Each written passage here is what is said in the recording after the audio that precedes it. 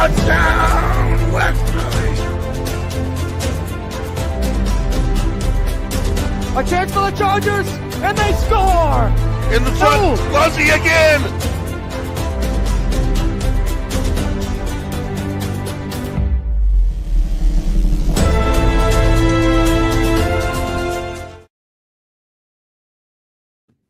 Welcome inside to Fiore Calls Game here on 321 Media. I am your host, Andrew Fiore, here in beautiful downtown Westerly with my co-host, Brandon the Con Man Con. What's up, Brandon? What's going on, Andrew? Beautiful Friday afternoon here in Westerly, Rhode Island. Great time to be alive. Beautiful day. It's March. We're talking some hoops, and we're talking some hoops with a basketball legend at URI. We've got Sophie Phillips with us here on Zoom. Sophie, how are you doing today? I'm doing great. How are you guys? We're doing awesome. Chilling. We're excited to have you on. Sophie is the all-time three-point leading scorer in Rhode Island women's basketball history, passing that mark this year. You have, 238, if I'm remembering that correctly? I believe so. That sounds right.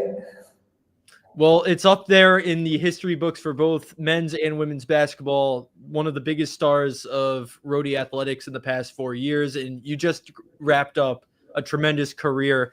What are your thoughts now that it's all over? Honestly, it's crazy.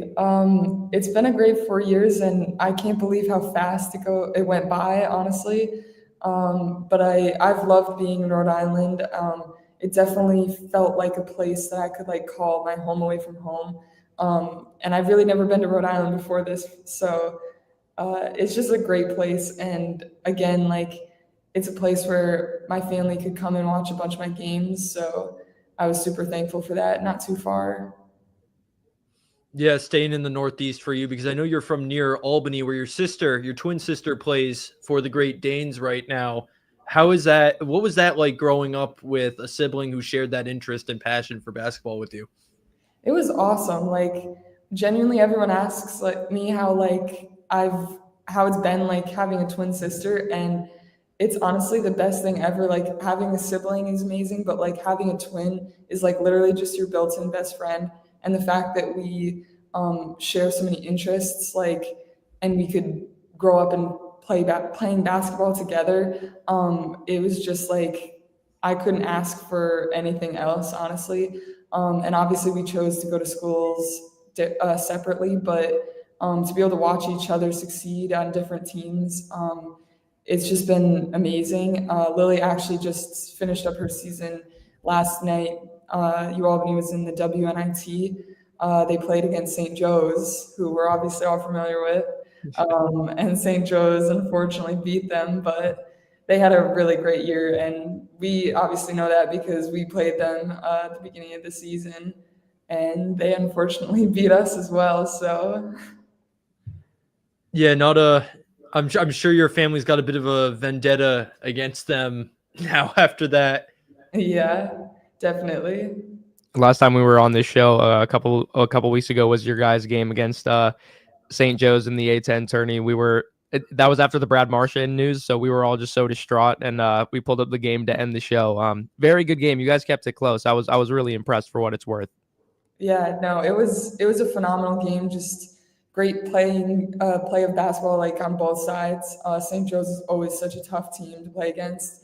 I think since I've been here the past 4 years, every single time we played St. Joe's, it's gone down to the last minute of the game, basically, to determine, or going into overtime. So phenomenal program. I have to ask, and you knew this was coming at some point, which has been a bigger rival to you in your career, St. Joe's or the professors at URI Communications Graduate School? Because I hinted at this for this week, but they were giving you a hard time, and then your numbers went up after finishing the classes. I know, that's a tough one, especially in the fall semester. It might be even. I really don't know, but He's geeking over there. You should have. I mean, it was bad. It was bad. It was rough. I'm not gonna lie. Andrew knows, but I've been to your press conferences and I've been to your presentations, and you were getting easier questions at the press conferences. I'll put it that way. 100% agree with you. Yeah. So back to basketball, though. Tammy Reese comes up a lot when talking about the women's team and just the impact she's had on the school as a whole. And I'm curious, did she come back this offseason with anything new that she gained from the Olympics? Did you notice any changes in her coaching style or her leadership style from that experience coaching 3v3 women's basketball in the Olympics? Honestly, I think she definitely gained a lot of like insight and knowledge on that experience, but I think just her as a coach and as a person, she is kind of the way she is, and she's just gonna, coach us the same way she's always coached us, which is obviously as hard as possible. And I think I remember having a conversation with her when she did get back from the X3, just talking about how elite all of those professional athletes were and how they took care of their bodies and how they went about doing everything. So I think she really tried to emphasize that at the beginning of the year, just how we do anything is how we do everything. And I would say that was a big takeaway of hers that at least I noticed from our conversations. It's good stuff. That's good stuff. I mean, yeah, I know that was a question that that we were talking about bringing up the past couple weeks, because Tammy Reese obviously is larger than life. Comes in, and you guys had a good structure. I don't want to say she completely, altered the program, because it takes more than one person to do something like that. But man, the impact and the excitement around the team the last couple of years has really been awesome to see. Yeah, no doubt, for sure. And it's obviously been super exciting to be a part of myself. Now, speaking of Tammy Reese conversations with the team, you were telling me a different side of Tammy when we were studying, that on the trips she gets a little wild or funny. Tell us about how Tammy is on the road and on those traveling trips. Yeah, again, her personality just shows throughout like everything she does, whether she's coaching, whether she's not coaching. And I just get the luxury sometimes on commercial flights to be her flight buddy. So I think it was last year, we were on a commercial flight. I don't even remember the game, but she wanted to play Truth or Dare with me. And I picked wrong. I chose a dare, and she told me that was the wrong choice, because she then proceeded to say, "So, like, you should never pick dare. Like, I would make you say, like, there's a bomb in the plane." And then she proceeds to yell and scream that there's a bomb in the plane. And we're like, Coach, you can't say that. So a bunch of funny stories like that, just because she's just has a bunch of energy, and she just carries that throughout everything that she does. That's hilarious. I mean, she's got that reputation of being, she's got a unique personality. It's been something we've been lucky to have, Brandon. Larger than life personality. I mean, chemistry is a big thing with coaches too. You got to be able to get along with your coach. Sure, you want somebody who can, a general term, lock the team in, but you got to have a soft side. You got to be able to relate to the players. There's a difference in age, so being able to relate to college students is one of the biggest things for college coaches, and a lot of college coaches struggle with that. So Tammy Reese being so fundamentally sound with her players, it just goes to show, like, wins come with chemistry. It's just a fact. Yeah, no doubt. Talk to us a little about 2023, the season you guys were co-A10 champions with UMass, got to celebrate on the court. What was that experience like for you? Honestly, it was an insane and unreal experience, and super grateful that I was able to be a part of that, because obviously as a college basketball player, you dream of making it to March Madness. And unfortunately, like, throughout my 4 years here, like, we obviously weren't able to accomplish that, but we were able to accomplish the goal of regular season champs one year. And to just that experience to be at our home court with all our fans. And I know some of my family was able to be there, and to actually like experience like confetti raining down and like being able to cut down nets. Like, it really is something you dream of. And I'm just super thankful that I was able to be a part of that, even though that's the only time and championship that we've won since I've been here. But obviously the goals of the program are much higher, and the goals of Coach Reese are to make it to March Madness. So obviously those goals aren't going to change when I leave, and as players and everyone else that are seniors this year are leaving. So with the success of that 2023 season, you said it is a dream. It was really fun watching you guys be able to be at the top of a very competitive A10 last year. Of course, we have to share something else with UMass, but hey, take it or leave it. So I guess my question was, how did that success carry over into the off season before this season? What was your guys' mentality? You know, with Torre leaving, and you bring in Honey Carr and all these players coming in and coming out. So what was your mindset as a team coming into the season, having just basically peaked as an organization? honestly, like our mentality has never really changed. It's always to try and be the best that we can, the best versions of ourselves.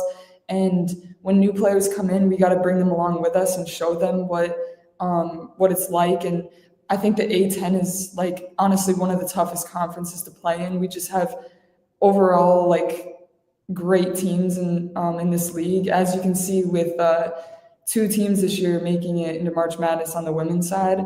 And we had, I think, two teams making it to the WNIT as well. So just that alone like speaks volumes on how competitive this league is. And it obviously is hard when you're constantly bringing in new players, and you kind of have to like create a new kind of chemistry when you're not playing with a core group. But that's kind of what the world of NIL and transfer portal has kind of done.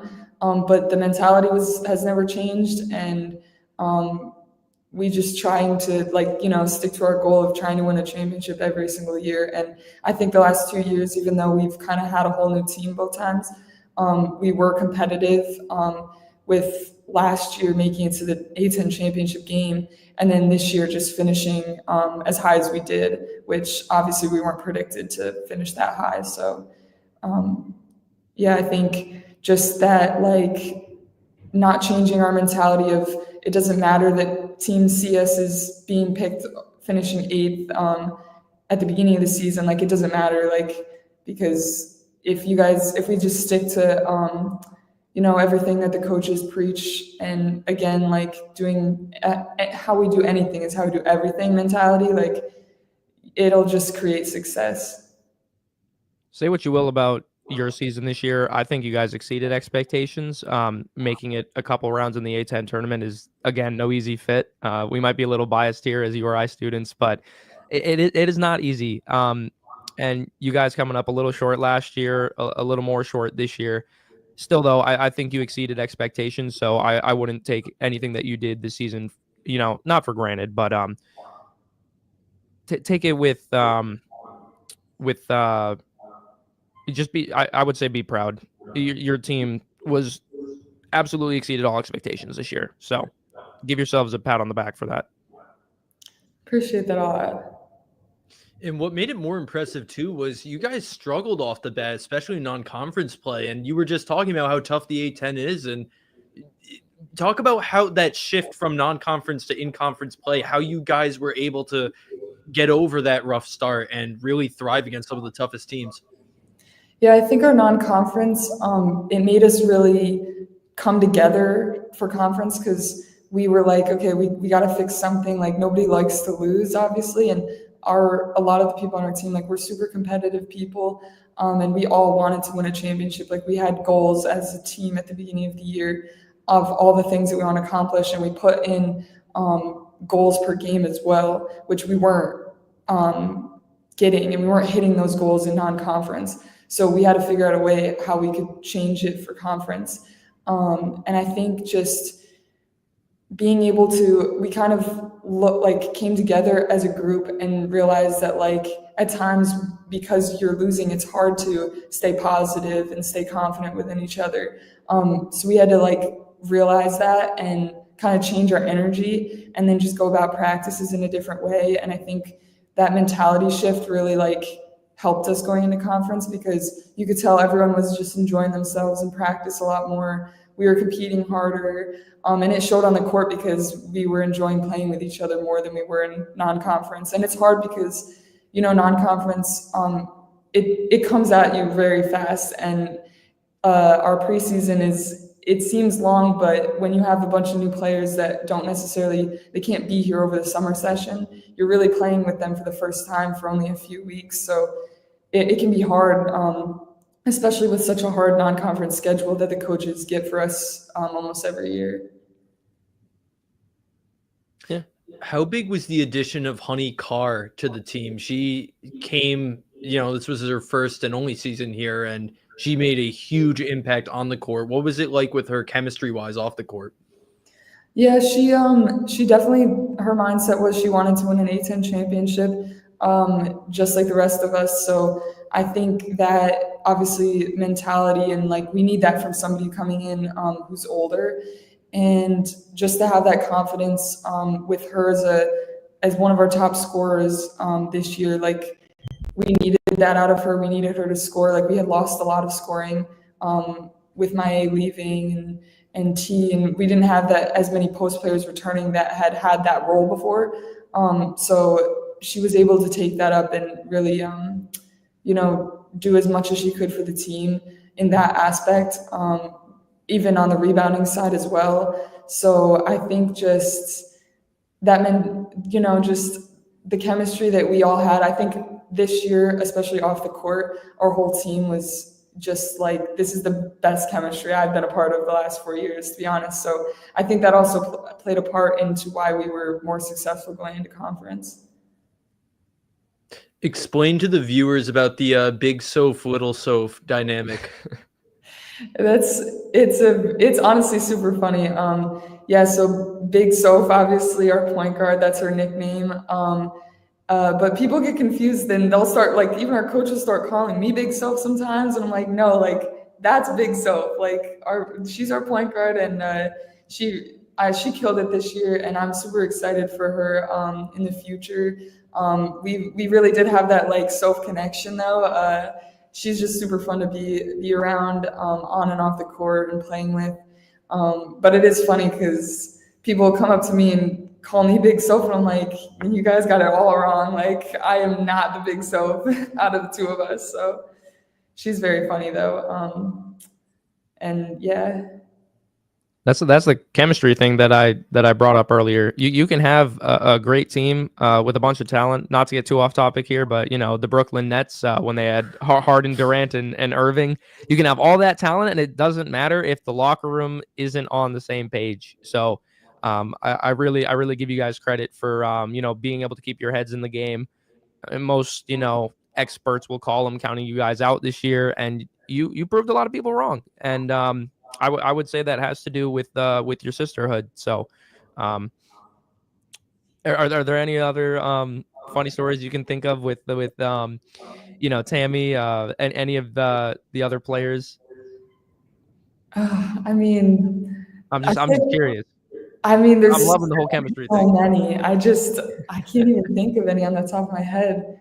But there has been a ton just on the road. Even just obviously in the locker room with our team. It's just been super fun to be a part of everyone. And I'm obviously going to miss it being here for 4 years. So, but I'm sure it'll continue. The personalities that we've had, it'll definitely continue. Can you talk about what the game when you set the 3-point record was like? You played St. Louis. I was on the mic for that, and it was a cool atmosphere in the building, but what was that moment like for you? Did you feel the pressure of trying to break the record, or was it not really on your mind? I think leading up to that game, I put pressure on myself to get it. And I knew that was our first conference game back. And I think I needed maybe 4 threes that game, or 3. It was one of those around there. And I knew that I could get it, like for sure, like that I was capable of doing it. So I kind of set that goal for myself to get it that game, make it the first conference game. It was at home, and then kind of just, get it over with so I didn't have to think about it the rest of the year. But it was just really fun. I think coming out at the beginning of the game, when I hit a few right off the bat, it got me more confident, and I knew that I just needed to do it that game. But yeah, it was definitely a goal that I set for myself. I remember over Christmas break before coming back that was on my mind, that I definitely wanted to get it that game. So I was glad it happened and it worked out. But Again, we had a lot of games left in the season. So I tried not to put pressure on myself in any way, more than I already had been. So I knew it was going to happen. So honestly, I just tried to focus on, playing my game as best I could. No, it might have been, I don't know if I'm remembering this right, but it may have been that day at the press conference. You were asked about how you got into 3-point shooting, and there was a story about your driveway and with your sister and your dad. Am I remembering this right? Can you explain what I'm like fuzzily remembering here? Yeah. I think growing up, me and my sister, like I'd get my sister to come out with me into the driveway. I'd get my dad or my mom to rebound for me. It just really did start in the driveway all the time like that. I was just out there, just shooting constantly. And then when we got a little bit older, I think it was around COVID actually, my dad finally, we got so bored that we had nothing really to do. We got my dad to paint, the actual lines, like the 3-point line and the foul line on our, court or on our driveway at home. And, it was just awesome to have that. And we all just really enjoyed it as a family, to be honest. But yeah, my dad specifically, I think the two of us, we would shoot out there all the time. And then when we got to college, he even, got rid of the high school line and painted the 3-point line on there, even though the top of the key was in the grass at that point.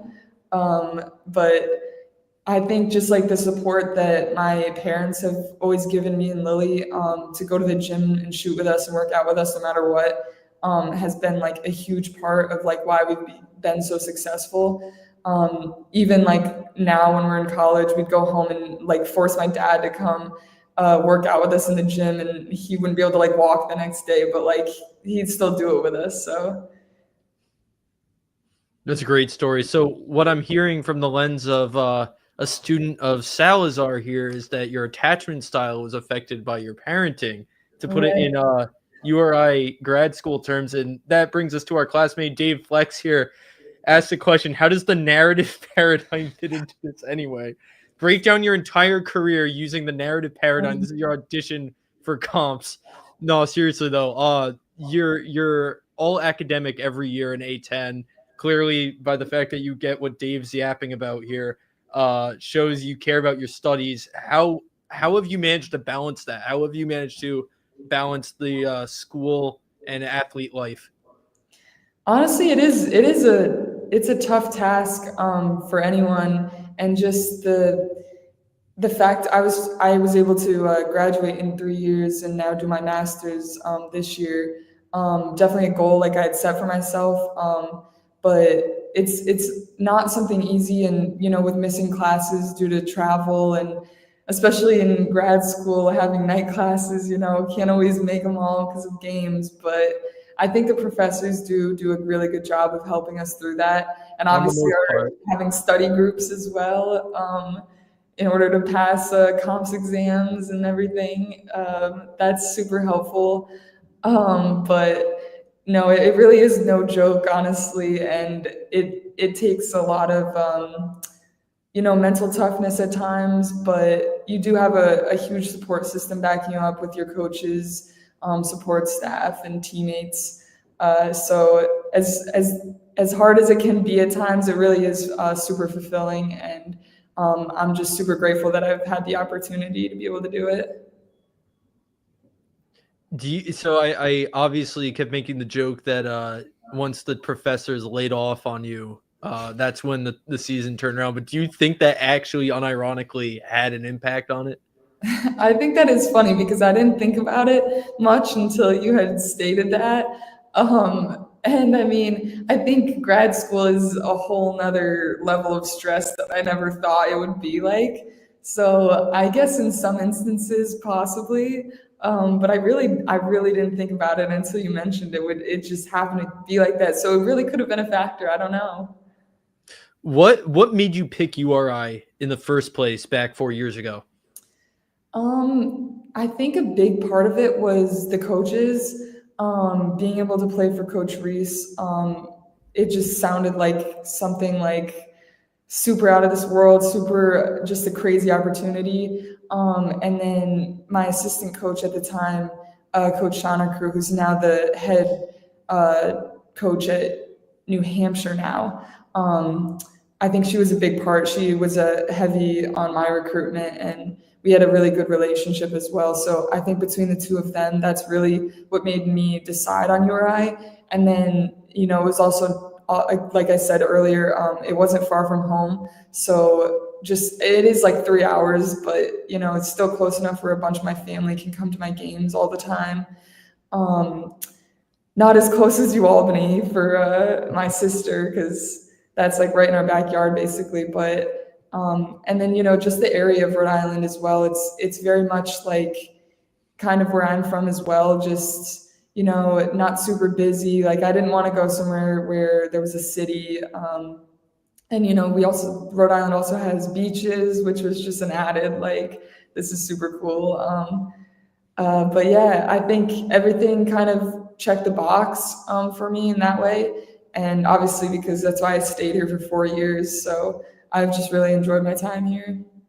Well, you've had a big impact on the community. I told you I was driving home last night and I saw you on a billboard in my here in Westerly. And I was like, what the heck? So how does that feel with you playing in a time where NIL is starting to pick up, seeing opportunities that weren't available for college athletes in the past? Yeah, it's honestly really awesome, and it's super exciting for people, especially when they do get the opportunity to make money. And I think having that opportunity to work with Rhode Island Lottery, being on a billboard is not something I thought would happen coming to college. So I thought that was super cool. And yeah, obviously being able to work with different companies, and I think just getting out in the community, especially since I've been here for 4 years and people do kind of know who I am, I think that's super special. And I'm just super grateful that I've had those opportunities. So again, I think like making the most of every opportunity that you're presented with is super cool. And just the fact that NIL is such a big thing now, I think is super special for people to be able to, make money now off of their name and image. Not something, again, when I went to college thinking that was really an opportunity that you could have. But the whole world of college basketball has really changed a lot, and even since throughout my 4 years. So it's going to be interesting to see how much it continues to change as well. Was that the billboard on Route 3 over here, Fiore? Whatever, coming off 95. I bet with the names of these roads it's here. coming off 95. I saw it on my way here, and I was like, oh my God, I don't know how I didn't, because I took this way to get here. House? Yes. Yeah. So there's a billboard here on the outskirts of Westerly with you and Jaden House, which is absolutely unreal. I was like, oh, I know those people. They go to my school. Like that's super sick. We talk about influence and the influence that coaches have on players, but can you talk about how you might be influencing, young girls who want to get into the sport, that are seeing your face and your name, at games and on billboards everywhere, and what that means to you, like just having that influence? It means a lot to be able to like have that influence of young girls, especially in the Rhode Island area, because I mean, we go and sign autographs after games, and I see a bunch of little girls that have come to our summer camps. And just like continuing to be like, hey, are you coming back? And they just get so excited to, see us and be around us, which I think is super cool and super special. And then also just, I've had the opportunity to, work out with different girls in the area. And I've done some training with them, and it's super fun just to build a relationship with them and, continue that, because they do come to our games and they do see everything that we're doing, and they dream of being like us one day. So it's special to have that opportunity to be able to be around young girls and show them what is possible. But it's really exciting, especially since I do plan on maybe being a coach one day. So being able to try and train some girls that look up to and come to our games has been super fun. I'm sure you would knock coaching out of the park. And yeah, for some of these young girls, you can create core memories for them. And like you said, some of them really want to be like you. So it's great to see that you give back to the surrounding communities and the younger ones around you that look up to you, want to be exactly like you. So Yeah, it's really fantastic, the influence you've had on this area. And I was actually going to ask, what are your thoughts for what's next? Just mentioned coaching as a potential option there. Is that your set goal? What are you thinking coming out of college? Honestly, I've also been thinking about playing overseas. I think it would be a really cool opportunity and something that not a lot of people get to experience.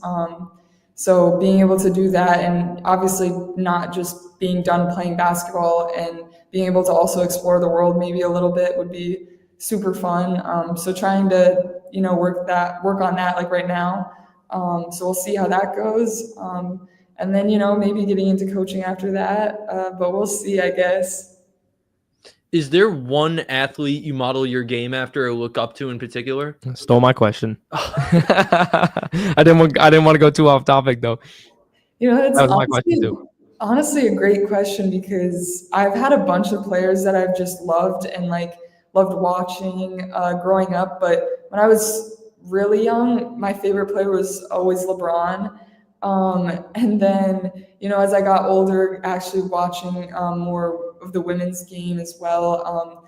In college, for women's college basketball growing up, I was always a huge Notre Dame fan.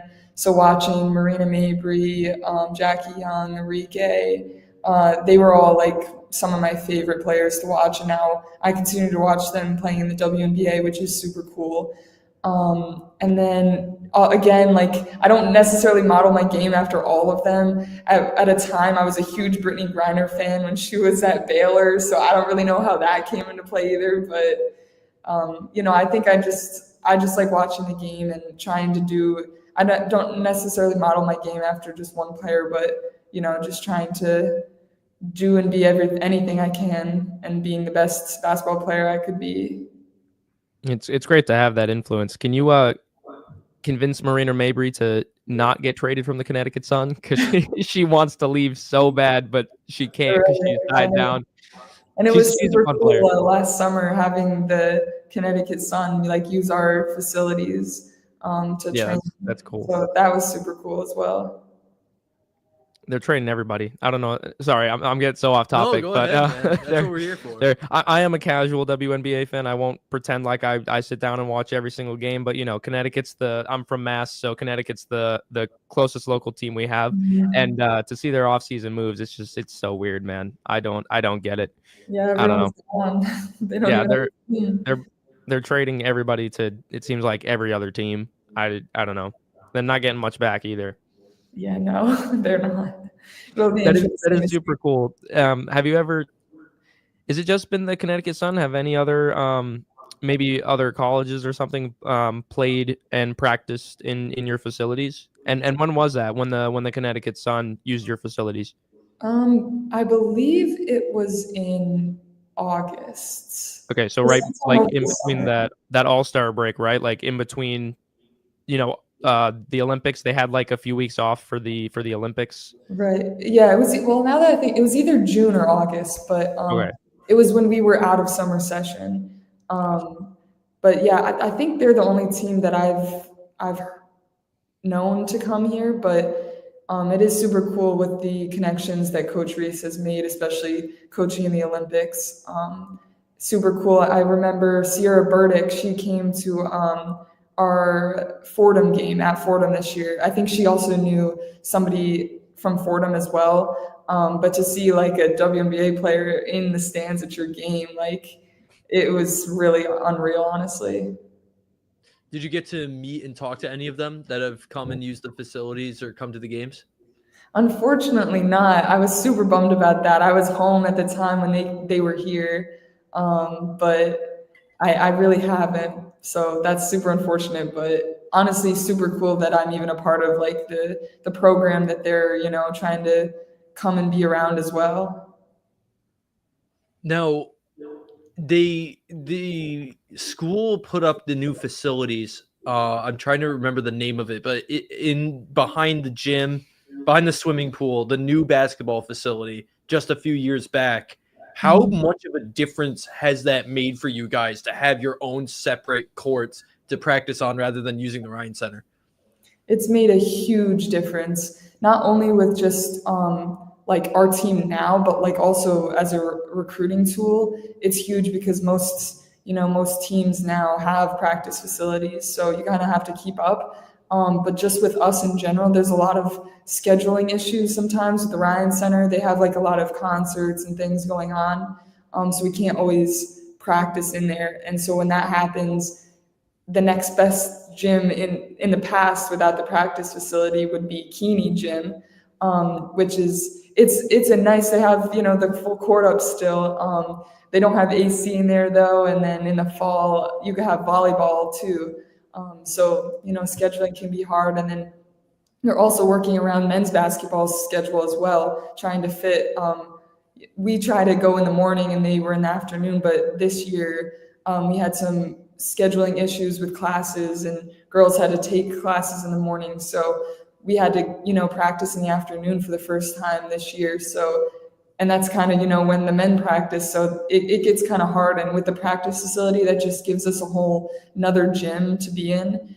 And then they also have things like fueling station in there where you can get snacks, protein shakes that you need that we didn't necessarily have before. So it's been a huge advantage. And then, having the gun and being able to come in and have access literally whenever you need. It was amazing to have like the last 2 years, and a huge change from my freshman and sophomore year. What is your relationship like with the other athletes on campus? How often do you guys work with, say, the men's basketball team or the football team or rowing or track and field? Like, what do you mean? Like out of Yeah, like I know a lot of them participate in like causes like I Stand or stuff like that. Do the different teams interact and form a community of just all the athletes on campus? I guess in a way I would say so. Like I know everyone has their I Stand game that's super fun to be a part of, and every SAC meeting they decide on an all like athlete game. I can't remember the name of it, but each team chooses a game where all the other athletes are supposed to go to, which is super cool. I don't know if other schools do that or not, but it's fun to see, all the other sports coming to your games and cheering you on. And then, we have our training room where we're seeing all the other athletes. So you obviously make huge connections with other teams. And then for us in particular, over the summer, football and men's basketball, we're here a lot of the time. So, we hang out with them a lot, and it is fun. A fun community, like just us as athletes. It's super special and obviously super fun to be a part of. How do you like playing at the Ryan Center as your home arena? It's one of the best in the A10. I love it. There's nothing like a home game at the Ryan Center. I love home games way more than I like away games. I think just the atmosphere as well, like with our fans, it's really unmatched and unreal, to be honest. Even though sometimes our games wouldn't get as many students as the men's games, I think over the last few years it's definitely increased, but it's really unreal, and I love the atmosphere. Our arena is so nice. Super grateful that I have the opportunity to play here. Not everyone gets the luxury of being able to play in an arena as big as the Ryan Center, although it's not quite as big as say a Duke or whatever. But actually bigger than Duke, I think. Are we for real? Cameron's small, I'm pretty sure. Really? Then why did I don't know why I said Duke. That's never mind. You know what? That just made me think of a question. What's the best road arena you played on? Good question. That is a good question. Last year we went to NC State, which was super cool. Again, like their gym isn't one of the biggest gyms, but it's just like it's so special. Like just seeing, like they kind of have a weird, it's like coming out of like a building, like where people come in, like, I don't know, it's hard to describe, but it's just super cool. Cause you watch it on TV all the time, and to actually be there and be with their fans, cause they have a huge fan base. So just because they were playing Rhode Island, it didn't mean they weren't going to show up. So it was a packed gym. So I would say that was pretty cool. And then we played at Wake Forest, I think my sophomore year, which was also, I would say, another cool gym to play at. And then besides like those gyms, I think having the opportunity over Thanksgiving to, we went and played in Cancun this year. We played in Vegas the year before, and then Florida the year before that. So I think those are super cool opportunities that I never thought I would experience. And even though you're not necessarily playing at a college gym in those tournaments, you always watch those Thanksgiving tournaments at home, and you're seeing all these people go to like the Bahamas, and you're like, that would be sick to go to. And then actually being able to do it is just like the coolest thing ever. I love that you say gym instead of arena, by the way. It's just really just goes to show how humble you guys are. Just focused in on the court, the game. I don't know. That makes me crack up. I don't know why. And you guys on one of the, I have two things about the trips. First, you guys played Iowa this year, and I believe it was the Cancun Invitational, right? Yeah. Crazy. The year after Caitlin Clark, what was that like? It was so cool. I mean, just because Caitlin Clark left, like their fans, like they still have a huge fan base, and they still traveled all the way to Cancun. So it was really, really cool to be a part of, because, you watch these girls on TV and everyone knows who they are. So just being able to play against them was crazy. And then to be able to play really well against them, that was the start, like at the beginning of the year, that was our best game that we had played. And we took them down to the wire, really. So it's really all you can ask for. And even though we ended up losing, like we really said, like it was a win for us because of how well we played. And just getting that opportunity as well to do that is not something most teams get to do. So it was super special. Yeah, you say their fans went all the way to Cancun. I'm sure that was such a hassle for them, which brings me to my next one. How did the trips to Cancun and Vegas compare to trips like Orleans, New York for St. Bonaventure?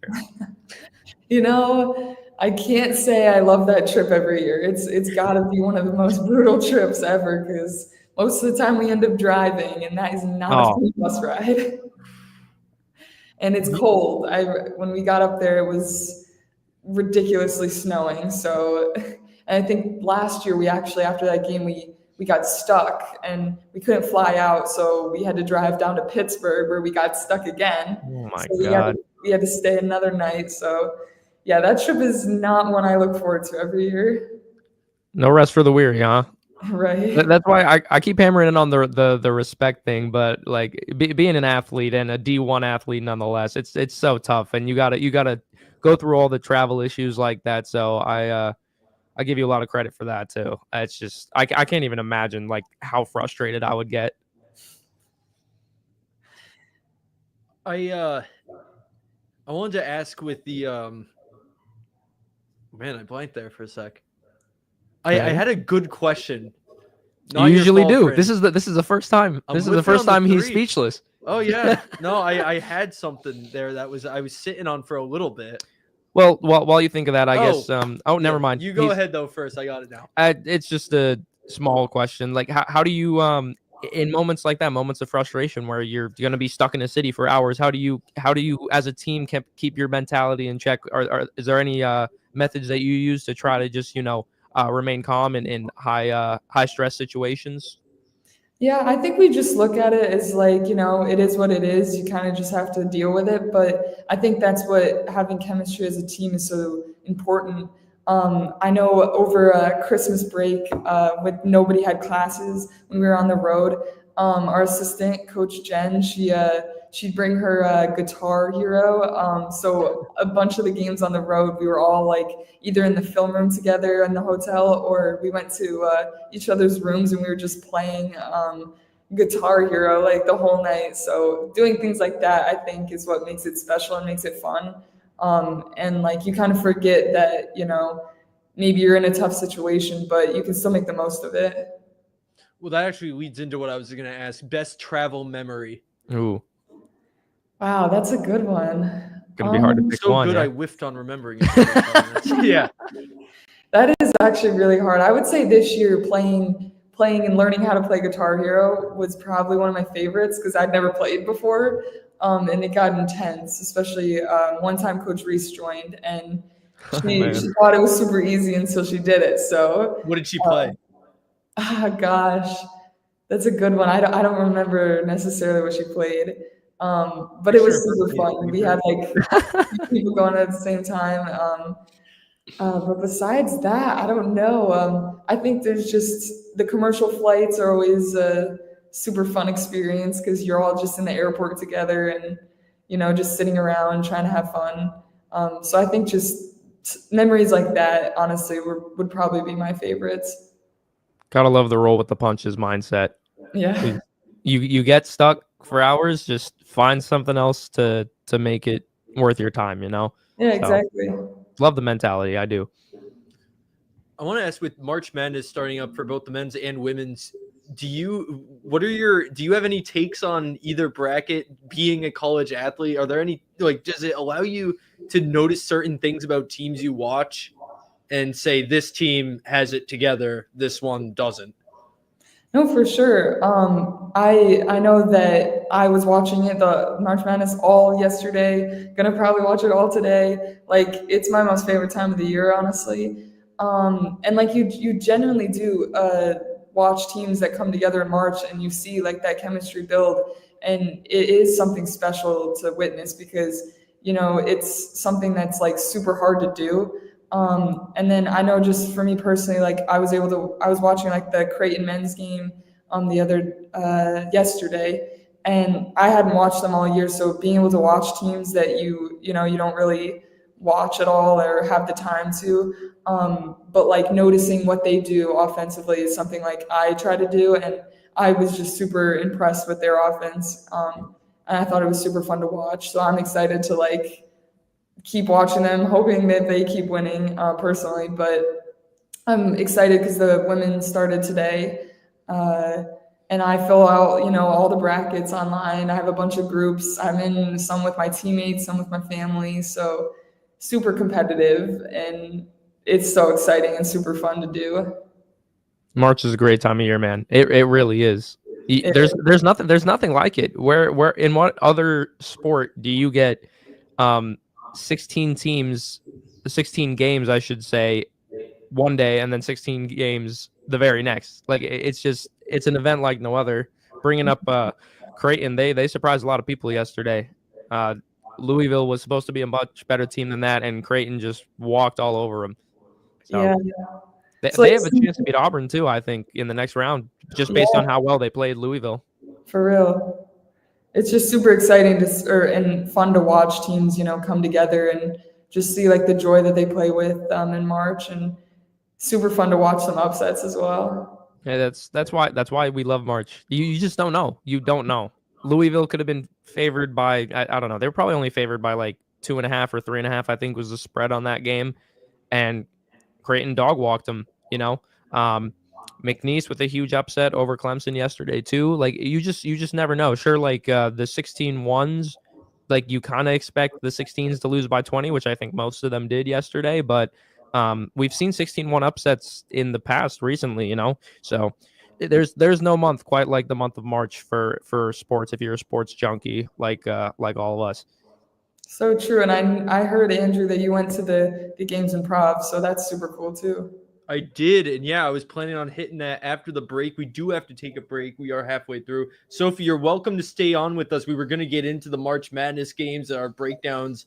If you'd like to stay on, we'd love to have you, but that'll wrap up the interview portion of this. All right, yeah. All right, so stay with us, folks. We are going to get into some March Madness coverage. I'm going to talk about what it's like to go as a fan right after this. Experience local excellence with Roof Right Roofing in Charlestown, Rhode Island. With over 40 years of unmatched expertise, Roof Right specializes in architectural shingles and holds the prestigious title of GAF Master Elite Installers. Known for their commitment to the community and support for local initiatives, Roof Right is your trusted partner for all of your home's roofing needs. Call today for a free estimate at 401-212-4140. Hi, this is Dan from Lathrop Insurance. In this challenging insurance environment, Lathrop Insurance can be your beacon in the storm to help you find the coverage you need at the right price. Now, more than ever, you need a partner in the insurance industry that can work with multiple carriers to make sure you have the right coverage at the right price. Lathrop Insurance carries home, auto, and business insurance and can be reached at 401-596-2525. We've been supporting the local community since 1939, and we look forward to working with you. What's going on, everybody? It's Patrick down here at the Wireless Zone at Dunn's Corners at 224 Post Road, and everybody down here is getting the brand new iPhone 16. We have it here in stock. The best part is right now, if you trade in your old phone, you get it for free. We got deals all weekend, awesome savings. Come on down and see us, 224 Post Road, Dunn's Corners, Verizon Wireless Zone. We'll see you soon. D&V Mechanical specializes in the installation, maintenance, and servicing of Mitsubishi ductless mini-split heat pump systems. We are certified by Mitsubishi as Diamond Elite Contractors and factory trained and up to date on the proper procedure of the installation and service of Mitsubishi ductless heating and air conditioning ductless heat pumps. We assist with the paperwork to reduce much of the stress-related documentation required to get the state rebates and federal tax incentives. We are not a jack-of-all-trades, master-of-nothing company. We are masters of ductless heat pumps. It's what we do, and it's what we know.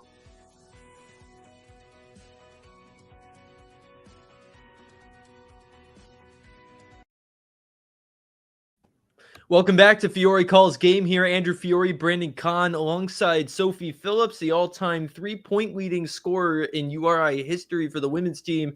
Just had a great conversation about her career and her life, and we're going to talk some March Madness this half. I do want to say first, I guess I missed an email, Sophie, from Professor McClure that my comps was just fine. He's got some points, so... Oh gosh. Yeah, but we press on, like you guys were saying with the women's team there, that you guys take. We persevere. Yes, take the best of rough situations there. We'll see how that goes. But anyways, yeah, we had a great slate of games yesterday. We've got some going on right now. We'll give you some scores, Brandon, if you want to walk us through the scores. Sure. Yeah. So Baylor beat Mississippi by 3. Not too long ago. The entire game was pretty close. But if you, it looked like Baylor was gonna run away with it. But you look at the scoreboard, it never got. I don't think the lead got to more than 10. Alabama and Robert Morris. That game was extremely close the entire game, but ended 90-81 in favor of the Crimson Tide. Iowa State absolutely destroyed Lipscomb by 27, despite missing their best player. And right now, we got a tie game between Colorado State and Memphis, a game where the 12 seed was favorited on the spread as of yesterday by like 3.5, 2.5. So that one will be a good one to keep an eye out. 14.5 left in that. Duke destroying Mount St. Mary's, nothing new there. Got some good games coming up later. I know the UNC Ole Miss game is one that a lot of people are looking towards. A lot of controversy about UNC making the tournament. People think they shouldn't have, but if they put on a good campaign today, then people might think otherwise. And that's what's going on around the NCAA tournament right now. I got UNC upsetting Ole Miss today, Same. so I'm gonna need that. Colorado State would really help me too with some upset points. So looking forward to, obviously, love and respect Sophie's time here, but can't wait to start watching some more games after the show. But stay here. Don't go turn on March Madness right now. We will update you. I'll give you some updates as I have this on my phone here. This is Colorado State and Memphis, and Colorado State just made it 50-48. We'll give you updates on that. Sophie, do you have a championship pick? I do. I filled out a few brackets, but for the men's team, for the men's tournament, I chose Duke in most of mine. I think 25% of brackets chose Duke this year, something like that. Yeah. I'm not terribly high on Duke, and we had here on 321 Media, it was an awesome crossover show with the hosts of a lot of the main shows giving their brackets. It was a fun time. Thanks to Jacob Ruda for hosting that. I was talking about then, I'm not terribly high on Duke, though. I think Flag being banged up is going to hurt them. They were in a weaker ACC. I'm buying Florida. I think Florida is going to win the whole thing. I got Florida on most of my brackets. Right. Florida has been consistent. There weren't like one seed expectations on them before the season. So to see them come in and like, they were middle of the top 25 around a month or two ago, and they ended a one seed, and I think a fifth of the country has picked them to win now, 20%, I believe. So that's, I don't know. Florida looks the most structurally sound. You mentioned Flag's health being a factor. The ACC wasn't great this year. They did win the tournament without Flag, so we'll have to see if that play translates to the tournament. I do have Florida winning, and in one of my joke brackets, I got St. John's, but I realistically they could make a run. That's what I got for the tourneys this year. Nice. I have a question for you guys. Have you guys talked about women's brackets? I was a little off of it this year. I was really only focused on the A10, believe it or not. Well, believe it.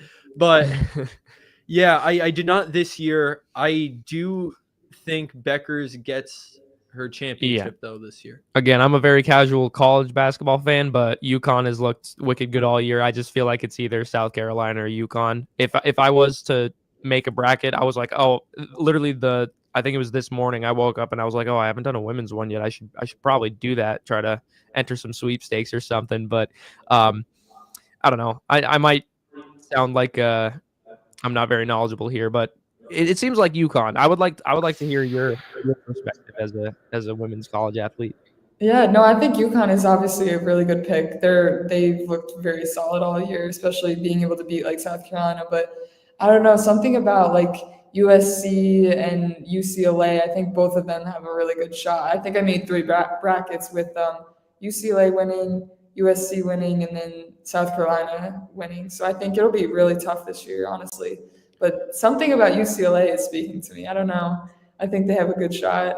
Sometimes you just got to pick off vibes. Yeah. Who cares? Who cares about the stats and the? I mean, I imagine stats factored into your decision a little bit, but sometimes the best brackets are just the craziest ones. And not that I don't think people don't believe UCLA or USC could win this year. I haven't kept up. Like I said, I'm a very casual women's college basketball fan. Has UConn been healthy this year? I imagine they have, considering they're one of the top in the country.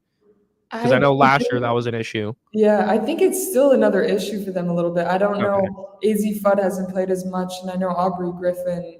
I don't even know if she's back yet or not, but she was also out for a portion. So I do think they are struggling with injuries again. But again, they're still so solid, even without some people.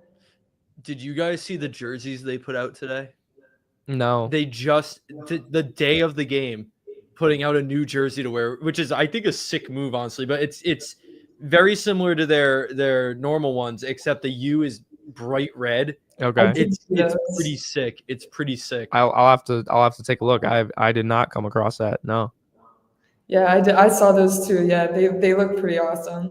What do you think of the women's tournament doing the opening round games at the home arenas of the higher seeds, like Gamble Pavilion hosting today? Do you prefer that, Sophie, as a player, or does that? What are your thoughts on that? Honestly, I know it's just always been like that kind of. So as a player, I don't think it really bothers me, especially like going into March Madness as coming from the A10, let's say, like getting to play at any of those big arenas, like a Notre Dame or UConn, like it would just be a super cool experience anyway. And I know like maybe for the women's game, fans might not be filling out arenas as much as men's necessarily at the big, huge arenas. So that obviously plays into a factor into it. But as a player, I think, it's not that deep, and I don't think a lot of the players necessarily care about those kind of things. It is cool, obviously, seeing the men's courts just being March Madness, and it's nobody's home court, which obviously is a big part of it. But I still think that the women's tournament, they're kind of making it their own in a way as well, which is still super cool to be a part of. And I don't think anybody would complain about, going to play at Notre Dame or at Gamble. So, yeah, you got a great point there. But neutral sites just seem like, I don't know, they seem like, I don't want to say the norm, because obviously this is what the women's tournament has done before.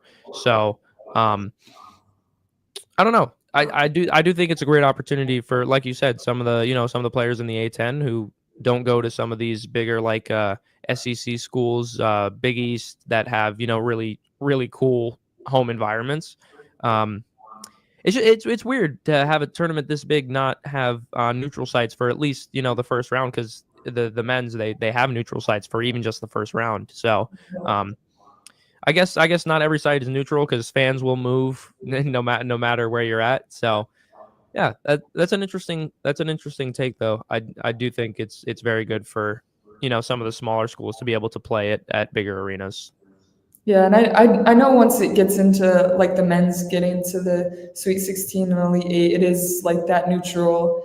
I know that last year one of the areas was Albany, so my sister was super excited about that because she got to go for like 2 days straight and watch like a bunch of games in Albany. Yeah.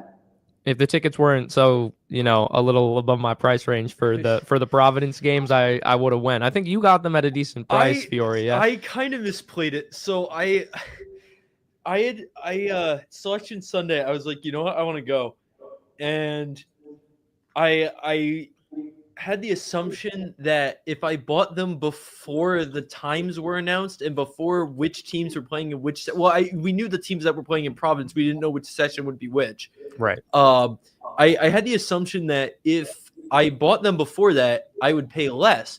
I turned out to be wrong. I paid $177 including fees, which isn't terrible, but the prices went down by 50 over the next 2 days. I was like, oh no. You really gotta time this stuff. I feel like ticket prices are a whole thing. The way that they fluctuate. Yeah. Hidden fees. There's always hidden fees. I hate all these sites that are like, there are no hidden fees. We'll show you the exact price as soon as you look at the tickets. No, you don't. I mean, you can factor in tax, whatever, expect there to be tax, but services and how much they fluctuate. Like, there could be a number of reasons that they go up, go down. Like, you would think now that they know the times, they know the teams, that the price would go up. I don't discredit you for thinking that way, like, at all. I was annoyed, but nothing. It was where I got what I paid for though yesterday. Oh my gosh! Did you end up staying for the fourth game? That one was really late, right? I wanted to try to see if I could like sneak in a seat at the Kansas, Arkansas, and St. John's Omaha games. Oh. They were very like stingy about it. Where so you couldn't stay all day? I would have had to. Well, you can pay for all day, and then you could pay for session 1 or session 2. I paid for session 1. Okay, I get it now. I would have had to pay in the 200s to go to all 4. And sucks because that Kansas Arkansas game was really good. I know, to sneak in, I would have had to like camp out in the bathroom and try to find a seat after or something like that. It just wasn't going to happen. But I got a really good slate of games. Purdue and High Point was close the whole way through. High Point's fans, man. High Point's fans travel. Yeah. They had the whole student section flown out. It was crazy. They were loud. And High Point's in North Carolina, right? Yes. I'm pretty sure. That's not an easy commute at all. But I mean, High Point was phenomenal this year. I picked them to upset Purdue, but unfortunately, even though it was close for most of the game, Purdue controlled the entire game. So, shout out Sammy. She's probably super hyped about that. I was just gonna say our classmate went to High Point. That's awesome. I was thinking. I almost texted you guys like, "Wait a minute, Sammy, where's High Point?" Like, shout out Jaden House too. Right. I believe he transferred from High Point when he came here a couple of years ago. So some lore there. Yeah, the atmosphere was great though. It's so cool being there for like, I love, like you were saying, Sophie, that the courts are like the March Madness design everywhere. Yeah, it's so cool. I dude. really like that, and that it was just the city was buzzing before. It was really cool, and then the McNeese game was unreal. That game was crazy. They almost sold my upset. Clemson had 13 points in the first half. And they ended with 67. So. They really ruined my bracket. I had them going to like the Final Four. In the Final Four? Crazy. Oh my God. Listen, it's not ridiculous to say that because they were really good. They could have been a little higher than they could have been a little bit higher. Well, you never know because it's always usually a 5 seed that Yeah, we lost Fiore here. I'm here. Where was I going with that? I'll play with this, but you keep talking. Yeah, so I think there was it might have been McAfee. Somebody said it on the show, or I don't remember where I saw it, but there's usually a 5 seed or lower, so like 5 through 12 in the Final Four, like almost every year. So that's not crazy to send a 5 seed that far. Usually when I pick against Clemson, they make a run. Like That is true. when it was last year, the year before, I have nothing against Clemson. I just always end up picking against them every year because they're always like a mid-tier team that like ends up getting upset. So, or that I would like to see get upset. So, always back. Look at that. Look at that. I'm We missed great you, at buddy. this tech stuff. Yeah. Look at that. But no, yeah, it's not horrible. And they I don't know what coach said in the second half, but they scored if my math is right, 54 points in the second half compared to their 13 in the first half. The game ended 69-67. Oh yeah. It was 31-13 at half. So I give Clemson a lot of credit, but they should have brought that in the first half. Where the hell was that? It was like 6 straight threes in the final minute or so. Like, what are we doing? Well, like, how does that game come down to basically the last possession or two? You never know. That's March. I went in wanting at least one upset, and the Purdue game was really good. But I'm like, oh boy, I've got to justify this decision to go to these and not the St. John's and Arkansas and Kansas, which were more expensive. Yeah. But I was like, please let this be worth missing those. And then the McNeese game delivered. That was phenomenal. And there, I got to see the Aura guy, the student manager. I got to see Aura. Is it crazy that I didn't hear about him until this week, until March Madness? No idea he was. I didn't hear about him either until like the brackets came out and people were talking about it. And with the amount of times they showed him on at home too, it was so obnoxious. It was so obnoxious. He has NIL, isn't that crazy? Yes, he's like the first ever game manager with NIL. That's ridiculous. That's wild. Crazy, but it was so much. I was rooting for the upset. I got it, and I realized when Clemson was coming back, though, it's like this is either going to be the upset I wanted or the biggest comeback in March Madness history, because I Googled it and the record is 22 points. Duke in the Final Four in 91 or 92. And Clemson was down 24 at one point in the second half, no less. Yeah, they were. So would have been the biggest comeback in March Madness history. Yeah. Such a cool experience being in the building. And there were some URI kids working. Yeah. Noah McClain was working, Alexa Baker. There were some others I heard. Ellie Zevon, yeah. Yes, working, which is great to see for our school. They were I'm pretty sure Ellie at least was volunteering. She was there for 16 hours, didn't get paid. Wow. That's absolutely unreal. Yeah, and then she had you know the presentations in Keith's classes. Yeah. She had that today too. So she worked 16 hours yesterday and then came and delivered a 50-minute presentation. Wow. and she's in both 360 and 370. So both her midterms are due this Sunday too. Like I couldn't even fathom balancing that life. It's crazy. I would have volunteered to work if I knew that was a thing, though. Like, get me in the door for all 8. She works for marketing, I believe, and does event stuff at the Ryan Center already. So I have a feeling, I don't know. They were able to get set up there. To Shane Donaldson about that, he was telling me that's such a cool experience. It's so awesome to have these games here in our community. Yeah, it was really cool. We haven't had this here in 9 years, and I was really glad to go. Which is why I wanted to go. Last year at college, experienced things no one else has experienced. But I don't know. I was okay from the comfort of my couch. I was chilling. You know what got me? The end of the Clemson High Point game, the fans were emptying out like with 5 minutes to go. I'm like, the Clemson McNeese game, okay, Clemson McNeese. Like, guys, where are you? This is like insane right now. Clemson's coming back, and they're all just leaving. It's like. It's not even like you have anywhere. Most of them were coming back for the late slate. Like, I don't know. I'm glad I got that slate, though. If I had to pick, looking back at the games, I think I made the right call. Even though Arkansas, Kansas was great, I got a last-minute big comeback upset. I wanted an upset. I got one. It's still the biggest one, right? So far. I think so, yeah. Yeah, the 12-5 upset, yeah. Well, there was there another? Drake 11-6 update. Yeah, upset. Yeah, I think that was the biggest one yesterday. No other real big ones from my knowledge. I mean, I guess you could call the Arkansas Kansas one an upset, but 7-10's a little different. No. Yeah, no. A lot of people I think had Arkansas winning, not me, but and then yeah, so don't beat yourself up about whether you went to the right session or not, because St. John's and Omaha, it was close in the first half, but then St. John's, I don't know, Patino must have said he was going to kill himself again or something, and then they pulled away in the second half. So I think you got a really good first slate for what it's worth. Oh yeah, I lucked out big time. Sophie, I was kind of wondering, what are some of your biggest upsets that you might have for the men's or the women's brackets coming into today? Did you get any right? I did get the Drake one right. Huge. And honestly, that was it. For the women's, I don't think I had many like huge upsets, to be honest. Yeah, I don't know if upsets are as common in the women's. Yeah. I feel like it's not, not parity, but like you kind of expect the high seeds to win, like no doubt. Yeah.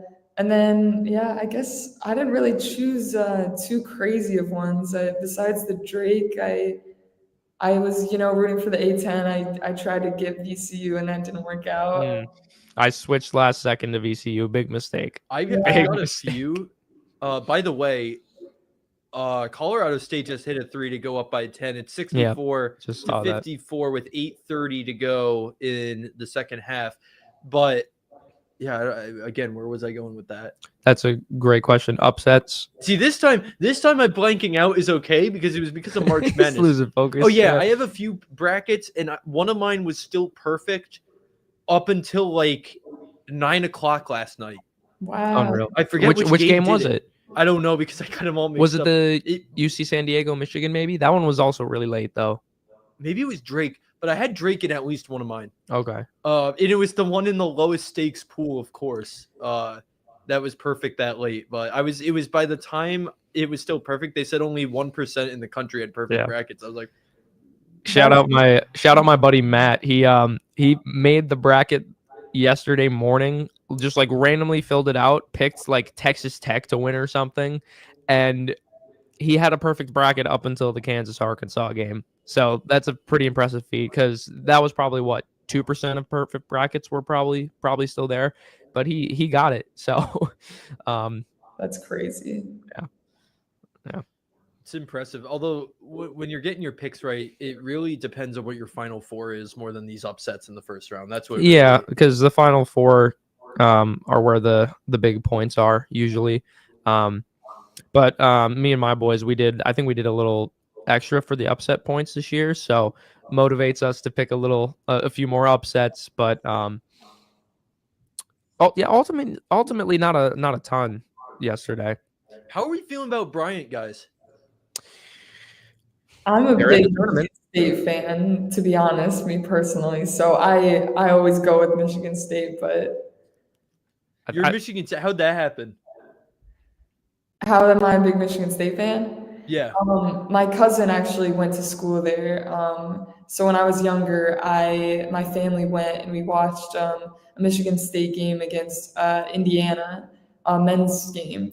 So like being in that atmosphere, like ever since, I've just been like a huge fan. Love Tom Izzo as a coach. So it was random, but they're just my team. Honestly, every time March Madness comes, I always make them go way farther than they ever do.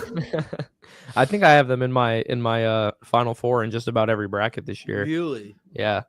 I think they're really good. If it comes down to if Auburn makes it that far, and Michigan State makes it that far, I think Michigan State could have Auburn's number. I think they can make a run. Catch me in about a week's time, and they're out of the tournament. But hey, I'm riding high on them too. They had a phenomenal year. It's hard to go against the top seeds. It really is. I'll see who I have them. I want to look at the bracket and see who they are potentially running into. If they get past Bryant tonight, I think they will. Isn't though. Marquette's next for them if they win. Am I right? Well, Marquette and New Mexico play later tonight. So either if they beat Bryant, then Marquette or New Mexico I have New Mexico upsetting Marquette. I don't know why, but I I just did actually choose that as well. I just feel the New Mexico vibes this year. I mean, Marquette's obviously really good. A 7 seed, it feels just about right for them this year, but they always tend to choke a little bit in the tournament. Like when they were a 2 seed, were they a 2 seed just last year or the year before? Kolick was last year. I know Okay, that. yeah, So maybe yeah. that was. And I don't know. So I'm riding with New Mexico for whatever reason, but Do we know what a Lobo is? does it look like I know what a Lobo is? Like I am It's a so great unseasoned. It's a great question. So Michigan State's path, you just don't know. So Iowa State beat Lipscomb earlier. Ole Miss and North Carolina. So whoever wins that game, it would be Iowa State versus either Ole Miss or North Carolina. Then Michigan State could run into either Iowa State, UNC, or Ole Miss. I can see them winning that game. I don't see. I think in one of my brackets, just to mess around, I had UNC going wicked far, so I had them crossing paths and Michigan State getting knocked out. But I don't know. They do have a tough region, especially with Auburn in there, with Michigan, who didn't look great yesterday, but Texas A&M looked great. I don't know. Point being, I think Michigan State can make a run if they just stick to their fundamentals and do what they've done all year, which is absolutely pick apart teams. They didn't have a great tournament. They made the semifinals and lost to Wisconsin, I believe it was. But I think they'll bounce back. I mean, go out on a limb here. 3 years in a row, there has been a 215 upset. Brian, and you're thinking Bryant's the one?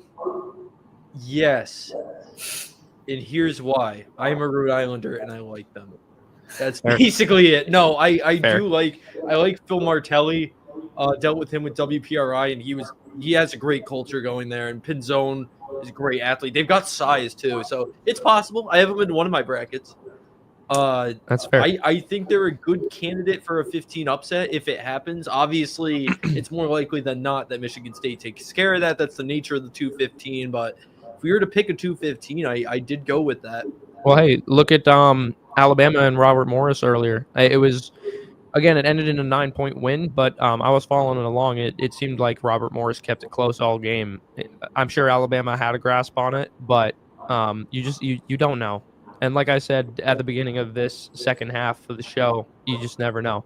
You never know. I think statistically, though, Wofford was picked to be the most favorite 15-2 upset. That did not happen last night, but I don't know. I don't really like Bryant's chances, but never say never.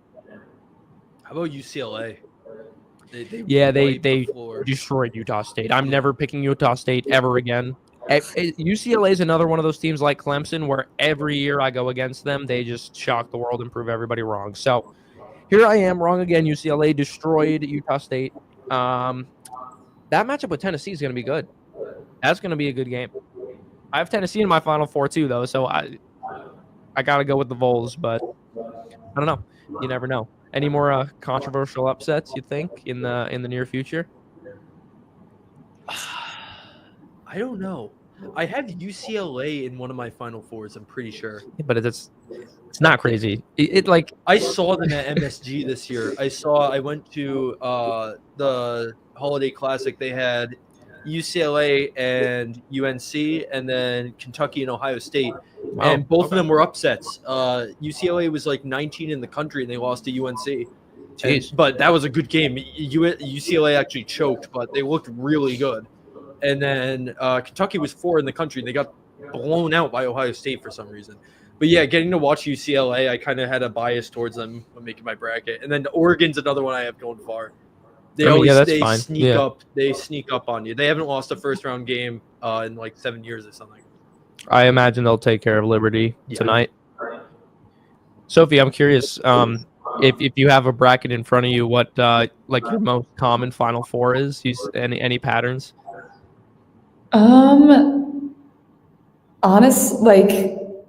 Wait, are you asking for my Final Four? What'd you say? Yeah. any your most common? You said you made multiple brackets, Oh, so your yeah, most yeah, common yeah. Final Four. I did. I had Florida and Duke in almost all of mine. Okay, And like I said I mean me before, I too. had Clemson as well, which is unfortunate. And then I did have Michigan State as well. It was Michigan State or Auburn, really, in the other two. So I would say those were most of my Final Fours. And then actually, I think I had St. John's as well in there in one of them. There you go. Yeah. Seed wise, that's pretty well. Like you got 2 1s, a 2, and a 5. Like that's Well, like I said, I don't know if it's true or not, but a 5 through 12 seed typically makes the Final Four. I think they've done so in the past however many years. I got to look it up, but Yeah, it's not uncommon. Went with the wrong 5 seed, I guess. speaking of facts we kind of remember but don't remember like the specifics of. I saw something like a 2 seed hasn't been in the Final Four and like Oh, it was yeah, some I did that. crazy number. Yeah, it was like I don't want to say like 22 of the last 24. It was something stupid like that though. I mean, sounds about right. Just look at 2 years ago when we had a 4 seed, 2 5 seeds, and a 9 seed in the Final Four. UConn, their first win of the back-to-back, they were a 4 seed. They beat San Diego State in the finals, who were a 5 seed, and to get there, they each had to beat Miami, who was a 5 seed, and FAU, who was a 9 seed. Shout out my boy Jake, who goes to FAU now. So he got to see them make that tremendous run, and he's also a Michigan fan, so he's not that upset about Dusty May leaving FAU to go coach Michigan either. So again, I sound like a freaking broken record, but you really just never know. 4, 5, 5, 9. That's when March Madness is the most fun, when you see those teams make runs like that. Not great for brackets if you got money on them, but Sophie, what's your favorite March Madness memory? Ooh, that's tough. I would say I don't know if this is my favorite, but I very much enjoyed the St. Peter's run that one year. that's the first thing that came to my mind too. That was Doug unreal. Eater, bro. Doug Eddert. Yeah, Ed Ryan Eater, guy. yeah. yeah, that was so Ryan unreal. after, right? Yes. Yeah. I think on the women's side, at least, I would say last year, to be honest, just because there was more talk around the women's like Final Four than there was the men's, and I know the viewership was up higher.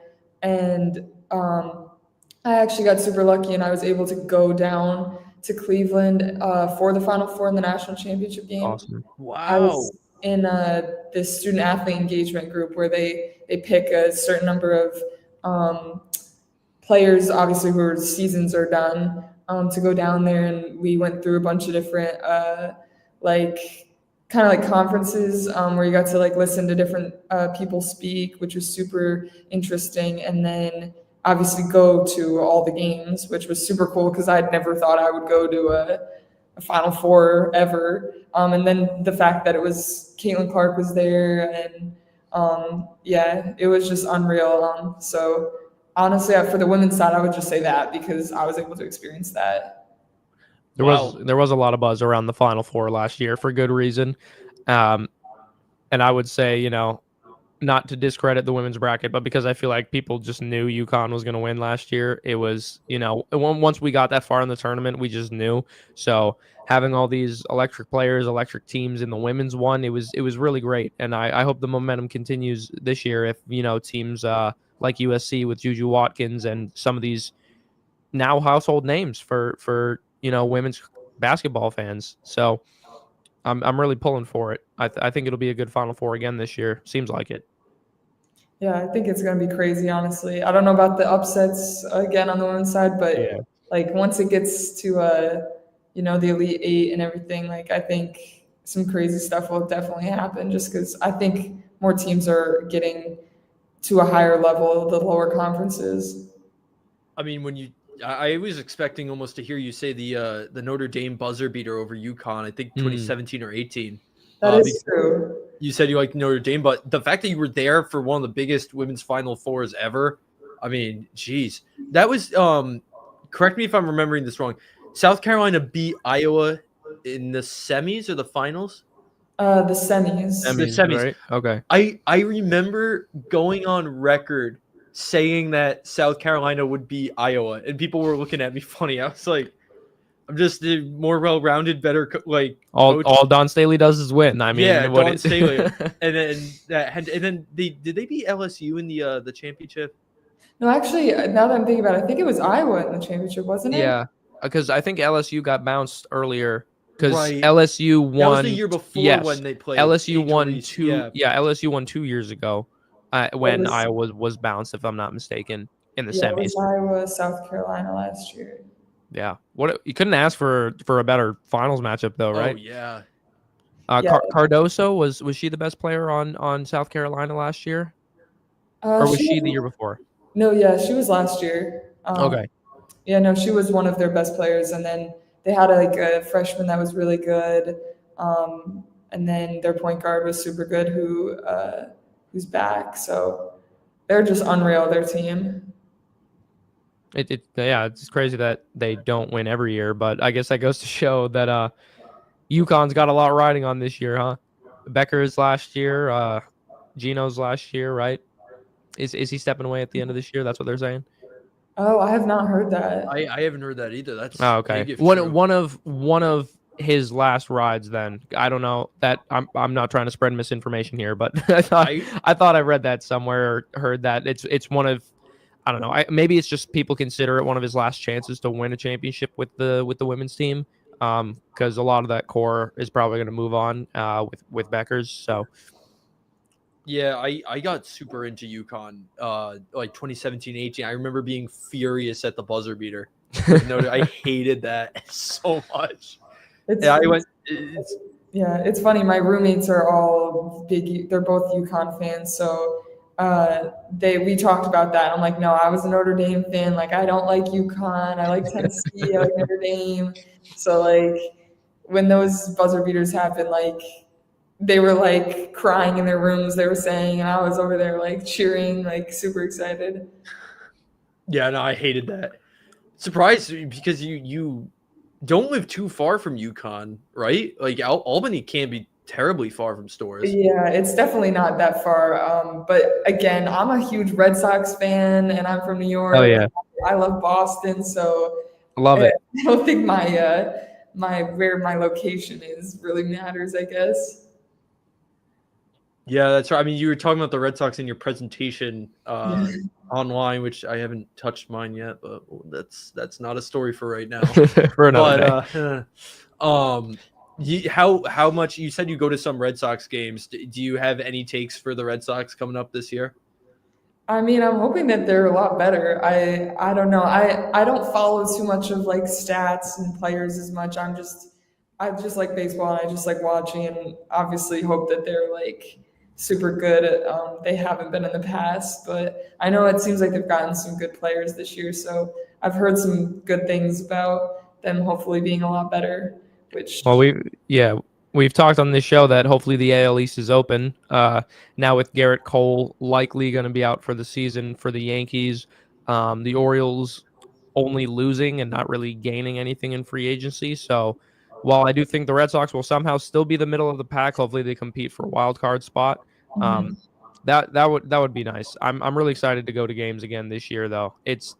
There's nothing like Fenway. I'm sorry, Andrew. I don't mean to keep. Fenway, I love going to Fenway.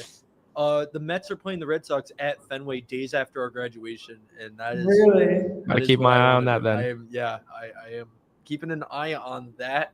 We're gonna have a big baseball show next week. I'm pretty sure opening day is like a week away. Yeah, I think so. I don't know the actual day. Yeah, the 27th. I don't know, but 28th maybe. This was a great show for March Madness, which, by the way, Colorado State is up 9 with 2:20 to go. Ooh, but that's over. We couldn't have had a better time to have Sophie Phillips on with Absolutely. March Madness, and we thank you so much, Sophie, for your time with us here today. Thank you guys so much for having me. This was awesome. Best of luck with everything so far. Brandon, any last thoughts? No, I really appreciate your energy, and I really appreciate how much knowledge you brought to the show. Absolutely loved having you on. You're really well spoken, and that was a fun time. No discredit to any other guests that we've had, but they just keep getting better, man. Just keeps getting better. No, this was awesome. You guys did a great job. Yeah. Thank you. Thank you. Well, best of luck with comps. Hopefully you do better than I did according to that email that dropped halfway through the show, which I've got to look at now. But best of luck. I'll see you in class. And we thank you so much again for coming on to Fiore Calls Game. Yeah, awesome. Thank you guys so much.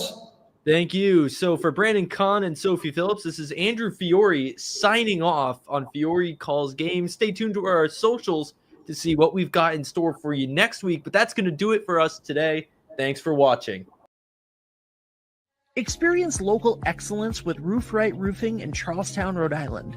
With over 40 years of unmatched expertise, Rhode specializes in architectural shingles and holds the prestigious title of GAF Master Elite Installers. Known for their commitment to the community and support for local initiatives, Rhode is your trusted partner for all of your home's roofing needs.